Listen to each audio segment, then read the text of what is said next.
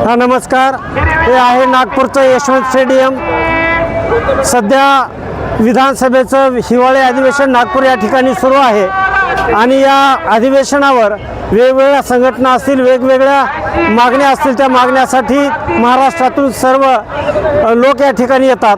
आम्ही सुद्धा लातूर जिल्ह्यातून या ठिकाणी कनिष्ठ महाविद्यालयीन प्राध्यापकांच्या वेगवेगळ्या प्रलंबित मागण्याचा धरणे आंदोलन करण्यासाठी नागपूर या ठिकाणी आलो.